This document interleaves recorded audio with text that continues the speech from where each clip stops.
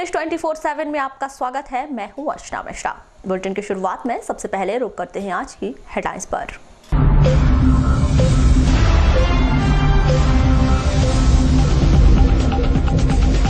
कर्ज माफी की कवायद शुरू, कोऑपरेटिव बैंक इकट्ठा कर रहा जानकारी। 400 करोड़ रुपए कर्ज माफी के दायरे में। डाक मतपत्र प्रक्रिया में संलग्न कर्मचारियों का तय नहीं हुआ मानदेय, सरकारी दफ्तरों का लगा रहे चक्कर।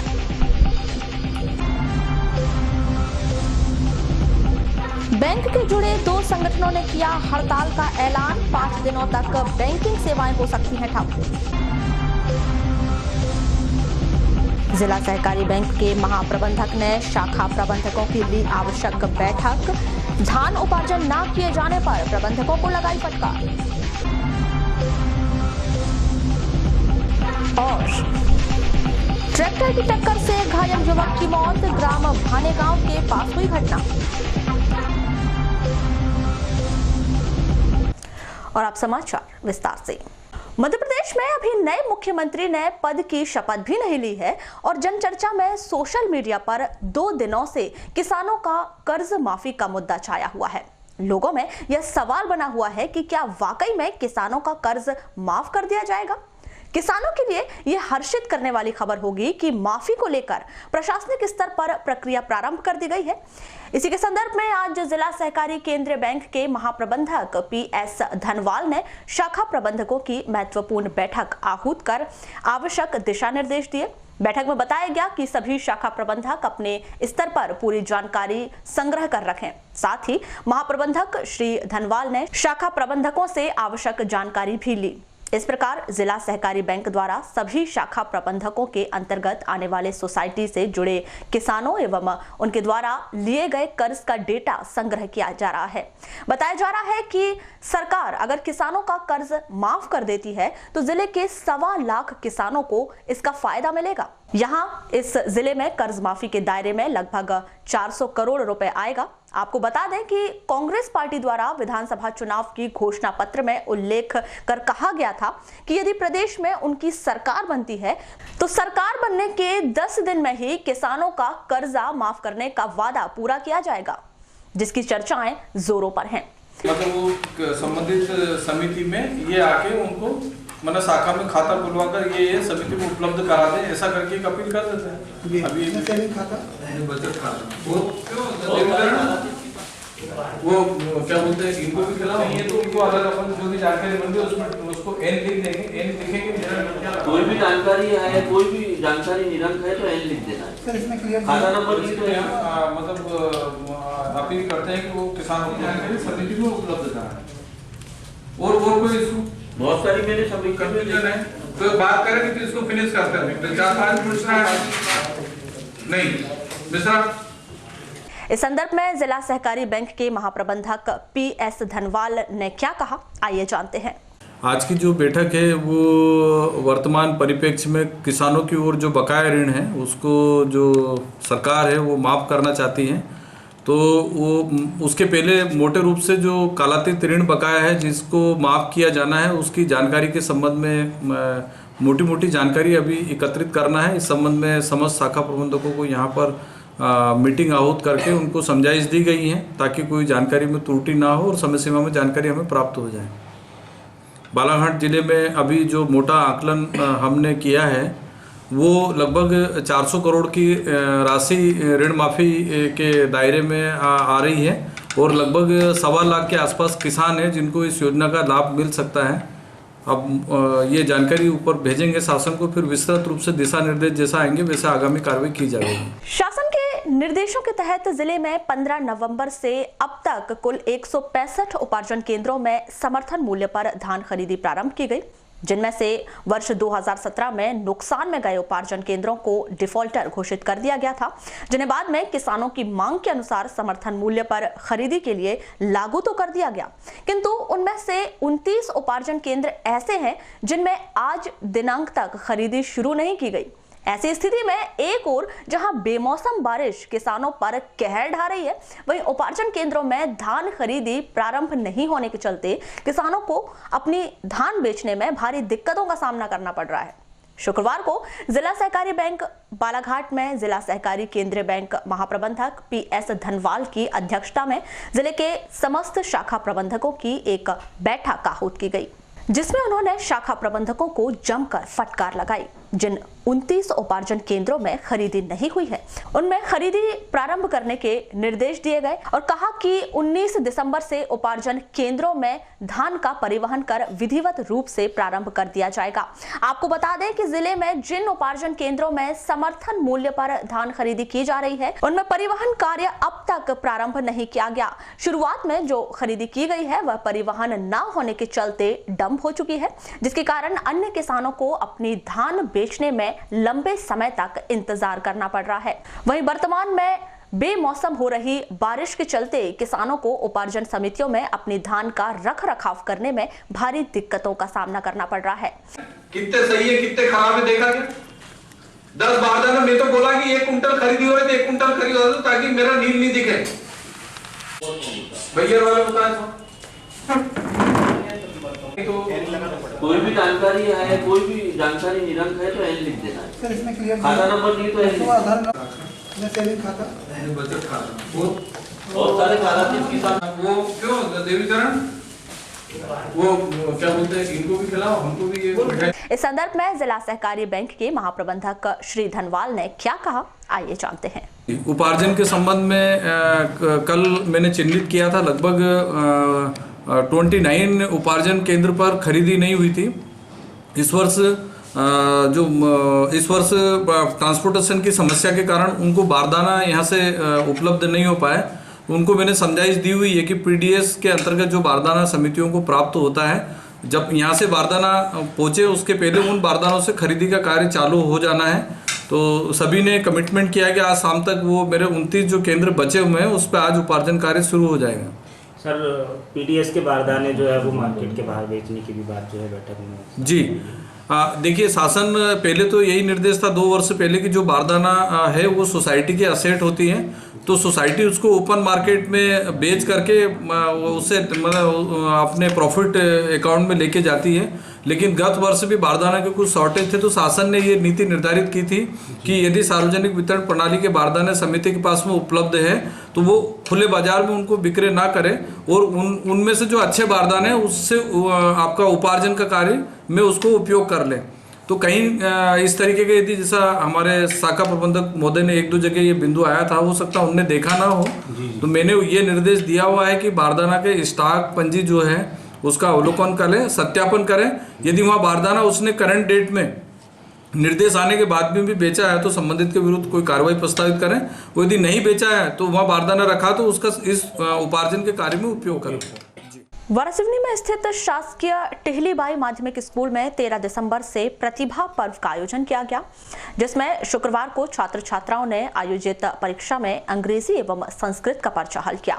यह आयोजन मध्य प्रदेश शासन के निर्देशों के तहत किया जा रहा है, जिसमें विद्यार्थियों की शिक्षा गुणवत्ता, दक्षताओं सहित उनकी प्रतिभा निखारने का कार्य किया जा रहा है, जिसका समापन वार्षिक उत्सव के रूप में मूल्यांकन घोषित कर पर्व की तरह मनाया जाएगा।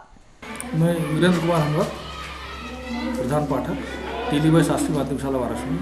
सर कौन सी परीक्षा आयोजित की जा रही है? ये राज्य शिक्षा केंद्र भोपाल के निर्देशानुसार पूरे प्रदेश में 13, 14, 15 दिसंबर को प्रतिभा पर्व मनाया जा रहा है प्राथमिक और माध्यमिक शालाओं में।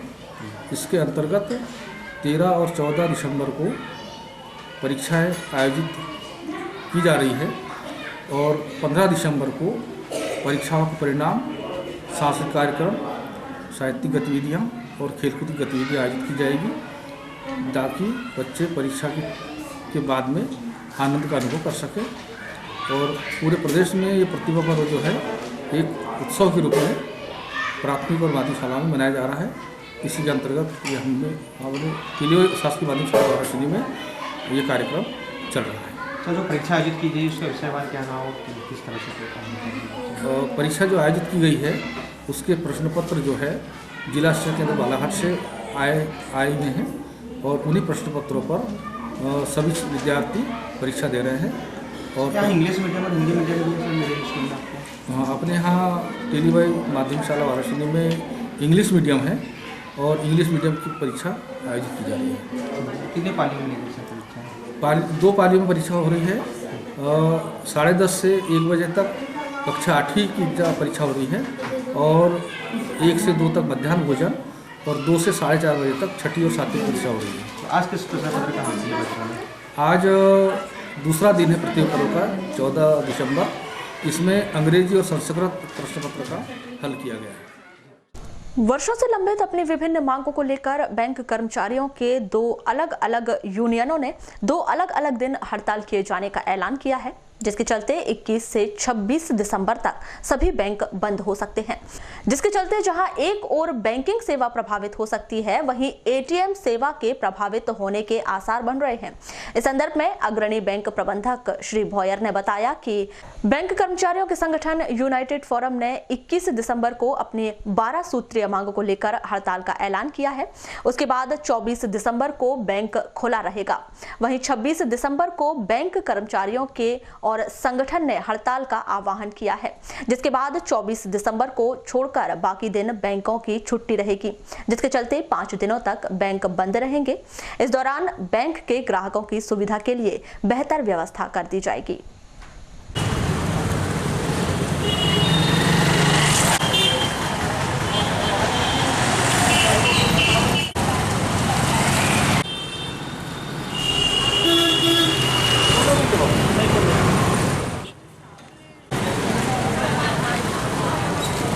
विधानसभा चुनाव के संपन्न होने के बाद जहां प्रशासन ने राहत की सांस ली है, वहीं डाक मतपत्र प्रक्रिया में अहम भूमिका अदा करने वाले कर्मचारियों में असमंजस की स्थिति बनी हुई है। आपको बताएं कि विधानसभा चुनाव में सिंचाई विभाग के करीब आधा सैकड़ा कर्मचारियों ने दिन रात मेहनत करके डाक मतपत्र प्रक्रिया को एक दिशा प्रदान की थी।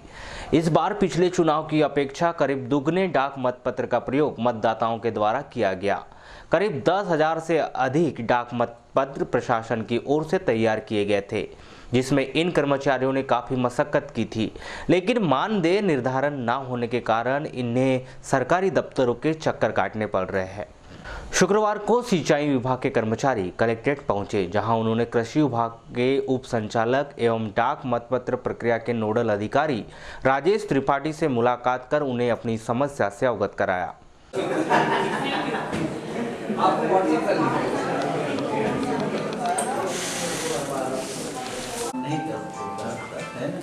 मिला जी साहब, पिछले बार भी ऐसे ही हो रहा था, तो फिर मिला हमको लेने के बाद में 14 में ऑर्डर में तो ये तुम्हारे उसका ही नहीं है, डाक मतपत्र का कहीं नहीं लिखा हो। नहीं कलेक्टर साहब, वो तो चुनाव आयोग को जैसा निर्देश होगा कलेक्टर साहब डिसीजन लेंगे, जो जैसा होगा तो अपन बात करेंगे, जो जैसा होगा तो 2 दिन के साथ बाद में मिले मंडे को मिलते हैं, सोमवार नहीं, अभी सोमवार को मत जल्दी आइएगा जी, है ना। मैं बताऊं बनाओ तो एक के लिए थोड़ी बात कर, सभी लोग हैं पूरा। अभी सोमवार को टीआर वगैरह होगा, सोमवार को मैं बात करूंगा, ठीक है ना। फिर मंगल बुधवार को ठीक है। इस संदर्भ में पद्मेश न्यूज से चर्चा के दौरान विभाग के कर्मचारी लालाजी टेमरे ने बताया कि उन्होंने करीब 1 माह से अधिक डाक मत प्रक्रिया को लेकर कार्य किया था, लेकिन अब तक उनके मानदेय को लेकर कोई निर्धारण नहीं किया गया है, जिसके कारण कर्मचारियों में असमंजस की स्थिति बनी हुई है। टेमरे कहाँ से आए? सिंचाई विभाग से। अच्छा, किस समस्या को लेकर पहुंचे? हम लोग आए थे मानदेय के लिए, डाक मतपत्र में ड्यूटी लगी थी, 1 महीना करीब हो गया, तो हमको रिलीव कर दी कल 13 तारीख में। अच्छा। और फिर हम सोचे ये त्रिपाठी साहब ने बोले ठीक है हम बात करेंगे। बात हुई कि नहीं हुई, तो फिर हम इसलिए पूछने आए थे। आप लोगों ने 1 महीने तक कड़ी मेहनत की है, तो इसका मानदेय के विषय में कोई जानकारी दी है आपको? नहीं, वो एक पत्र में कुछ लिखा ही नहीं था ना, वो जो लोगों को वो लिखा था। अच्छा। सब उनको मिलेगा, और हमने क्या हमारे डाक मतपत्र में भाई उसमें लिखा होना चाहिए ना। अच्छा, लिखित नहीं है ना, ये हमको कैसा विश्वास होगा। अच्छा। इसलिए हम त्रिपाठी साहब से मिलने आए थे। अच्छा। भाई हमको मिलना है कि नहीं मिल रहा है, तो आप लोग साहब ने बोले कि ठीक है मैं बात करूँगा। अभी भी कंफर्म नहीं है आप लोग? हाँ, कंफर्म नहीं है ना अभी। वहीं कर्मचारी की समस्या को लेकर कृषि विभाग के उप संचालक श्री त्रिपाठी का क्या कहना है, आइए जानते हैं।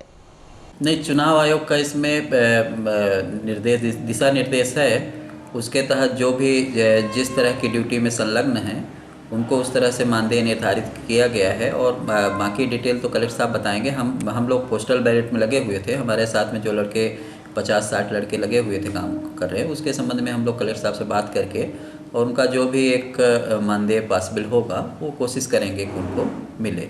लोगों ने काफ़ी मेहनत किया, काफ़ी अच्छा काम किया, तो उसका कुछ न कुछ उनको रिवार्ड भी मिलना चाहिए। उसमें कोई ऐसे निर्देश हैं कलेक्टर साहब की कितना तय किया गया है? नहीं, ऐसा कोई निर्देश, मतलब इनके लिए ऐसा कोई निर्देश नहीं। बाकी तो जैसे प्रिसाइडिंग अफसर वगैरह होते हैं उनके लिए पहले से फिक्स रहता है। अब जो इंटरनल हमारा जिला लेवल पे टीम होती है, कलेक्टर साहब के मार्गदर्शन में, नेतृत्व में जो लोग काम करते हैं, उसका डिसीजन यहाँ पे जिले लेवल से कलेक्टर साहब करके जो भी होगा तो सबको। सर, ये डाक मत पत्र का जो कार्य था कितने दिनों तक चला और लगभग कितने कर्मचारी ने काम किया? लगभग 50 से 60 लोग इसमें काम किए थे और ये 10 दिन का पूरा शेड्यूल था। 10 दिन लोगों ने काफ़ी मेहनत किया, 10 से 15 दिन। और रिकॉर्ड जो है डाक मत पत्र जारी किए गए। मध्य प्रदेश में हमको लगता है बालाघाट पहला, दूसरा, तीसरा नंबर पे होगा जो हाँ इतनी वोटिंग हुई, इतने डाक मत पत्र जारी किए गए। सर, इन लोगों का पेमेंट कब तक होगा, ऐसा कोई है? इस संबंध में कलेक्टर साहब से बात करके और जैसा होगा सोल्यूशन लिया जाएगा। किरनापुर थाना अंतर्गत लांजी रोड ग्राम भानेगांव में ट्रैक्टर की टक्कर से गंभीर रूप से घायल युवक की नागपुर ले जाते समय रास्ते में ही मौत हो गई। मृतक युवक राकेश सेंडे ग्राम सेवती निवासी है। जानकारी के मुताबिक 13 दिसंबर को राकेश भानेगांव गया था। 6 बजे राकेश भानेगांव में पंचायत भवन के सामने खड़ा था, तभी वहां से तेज रफ्तार से गुजर रहे ट्रैक्टर ने राकेश को टक्कर मार दी। इस हादसे में गंभीर रूप से घायल राकेश को भानेगांव के हॉस्पिटल में भर्ती कराया गया। वहां उपचार के बाद उसे जिला अस्पताल रेफर किया गया, जहां जिला अस्पताल से उसे नागपुर मेडिकल कॉलेज रेफर कर दिया गया, जिसमें नागपुर ले जाते समय रास्ते में ही राकेश की मौत हो गई, जिसे वापस जिला अस्पताल लाया गया, जहां उसका शव का पोस्टमार्टम करवाकर शव को परिजनों के हवाले कर दिया गया। नगर के श्री साईं बाबा मंदिर में वार्षिक उत्सव के अवसर पर शुक्रवार को श्री साईं बाबा का रुद्र अभिषेक किया गया।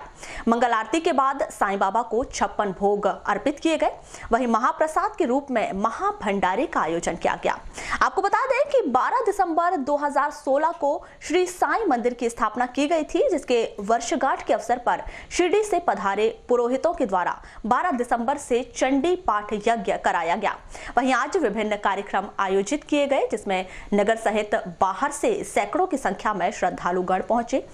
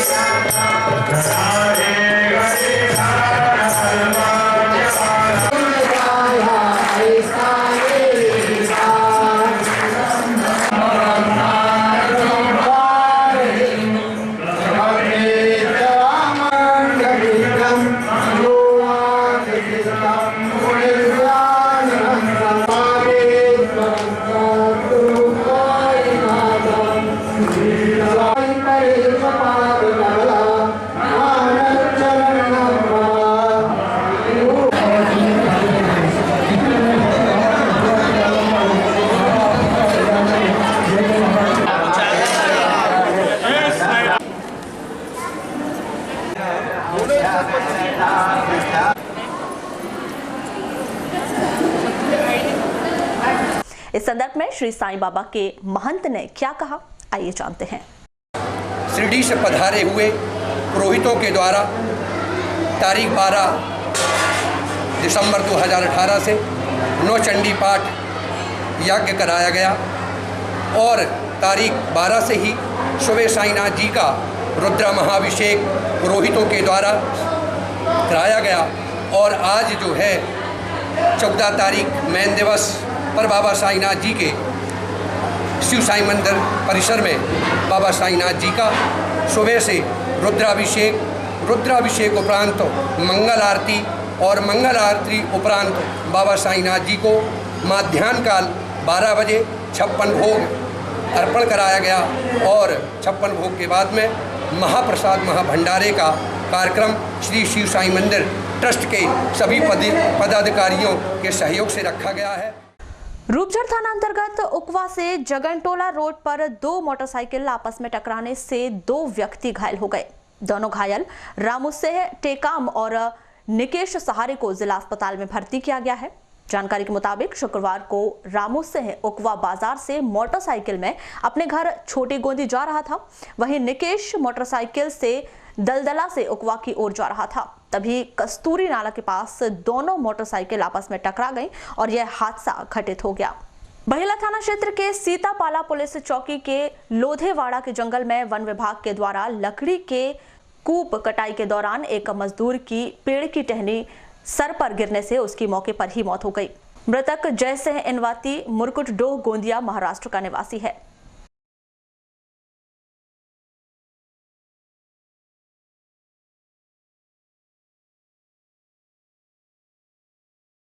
बैहर क्षेत्र की एक महिला सहित दो तथाकथित पत्रकारों ने मध्य प्रदेश के मंत्री लाल सिंह आर्य के नाम पर एक शिक्षक बैराग सिंह से प्रतिनियुक्ति के पद पर पदस्थ कराने के नाम पर 8 लाख रुपए की धोखाधड़ी कर ली है, जिसकी शिकायत शिक्षक ने मलाजखंड थाने में की है, जिस पर पुलिस के द्वारा मामला कायम कर जांच शुरू की है।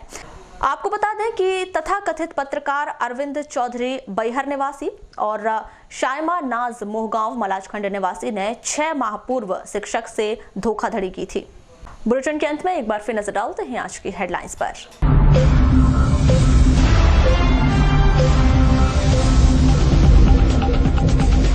कर्ज माफी की कवायद शुरू, कोऑपरेटिव बैंक इकट्ठा कर रहा जानकारी। 400 करोड़ रुपए कर्ज माफी के दायरे में। डाक मतपत्र प्रक्रिया में संलग्न कर्मचारियों का तय नहीं हुआ मानदेय, सरकारी दफ्तरों का लगा रहे चक्कर।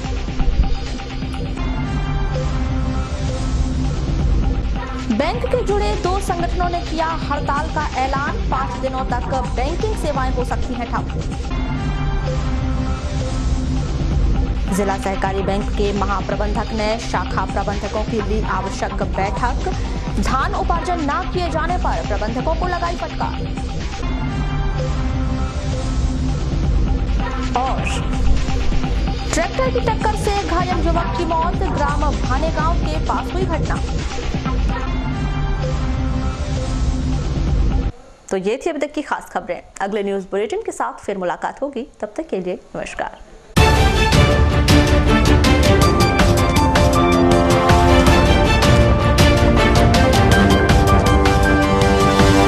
Radio